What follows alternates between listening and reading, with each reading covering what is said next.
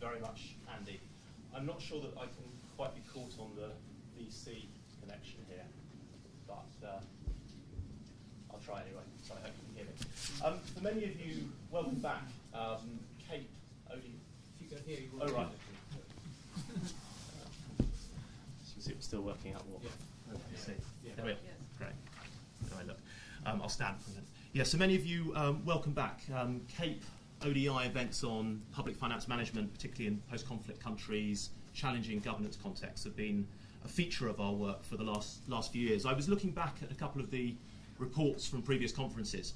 2007, where we grapple with PFM reform in difficult environments. So I think there we had the line subtitle "Tales of the Unexpected," and the grounds for cautious optimism is quite a nice follow-on 5 years later from that. There we came up with 3 or 4 major messages from those discussions. The need to move beyond rather oversimplified typologies of fragile states, post-conflict countries, and the need to understand what was sufficient, what was good enough to give reforms traction. Secondly, the whole issue of the politics of reform. What are the motivating and sustaining factors from a political perspective? And linked to that, the rather important and complex relationship between senior civil servants and politicians and how that plays out. The other major area that came through was the role and coherence of external actors, donors, and their ability to be coherent in addressing PFM reform as providers of policy advice and technical assistance. All of those themes resonate with what we're going to hear today. And then in 2010, we came back and talked about how to accelerate the transition out of fragility, and I think many of you were able to join us at that point. There we talked about how do donors really support government ownership? What's government leadership reform really look like?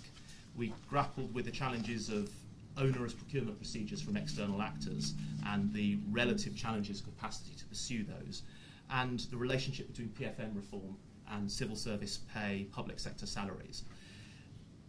One conclusion coming out of both of those conferences and much of the work was the need for more systematic and better cross-country evidence and analysis to underline some of the deliberations. There were lots of expert and well-informed practitioner and official and donor viewpoints, but we didn't feel that we had that evidence base that stretched across countries to allow us to try and draw out any generalisable lessons. So, the World Bank and ODI have been busy in the last 2 years trying to assemble some of that evidence base, and that's the report that we have in front of us today on PFM reform in post-conflict countries, particularly 8 of those countries, many of which we're delighted to have represented here today as part of the panel.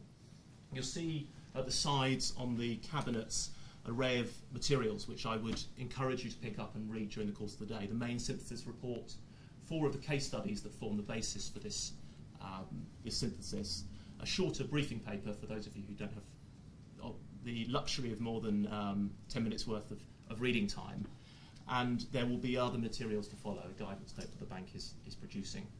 The study team is well represented here today, led by Verena Fritz, who's currently at the bank but was previously at ODI as well as a research fellow, and she, together with a colleague, Ana Paula Fiala Lopez, who can't join us today, were the leads from the bank. And from the ODI team, Philip Krause, who I think has been bank and ODI and other things during the course of the study, so who's now head of Budget Strengthening Initiative Research Programme here. Heidi Tabancoli, who's a research fellow. Sam Moon, who I think is in the Juba office, who maybe wave if he can hear us, yep. Who was author of 2 of the case studies. And Geraldine Baudienville, who can't join us, who's a research associate who led on 2 of the other case studies. So a range of perspectives around the room that we hope to draw upon as we proceed. Briefly on the structure of the day, we have 3 main sessions. The first, joined by officials, political and senior civil servants, to talk about the reform context, some of the preconditions, and the prioritisation from a government perspective. Secondly, we will move on to a discussion this afternoon of the main findings of the study, what we've learnt across the countries, and what we think is of relevance and significance for future efforts at reform. And the third session this afternoon will try and broaden out a little bit to other experience to capture some of the richness around the room of efforts to engage with PFM reform in post-conflict countries, and some of the new innovations, the new approaches being pursued by the World Bank, DFID, ODI and others in that regard, And we hope to ensure that we come away with some efforts to draw out the generalisable points to the extent they are, while balancing that with a very important texture of country perspectives that we're going to hear throughout the day. Allowing for technology, we'll be joined by Juba, Monrovia, Kabul, Washington, possibly even Hargeisa by telephone at one point. In the event that all of those come offline at any point, we have a great richness of panel in front of us in the room, so I'm looking forward to a really good discussion.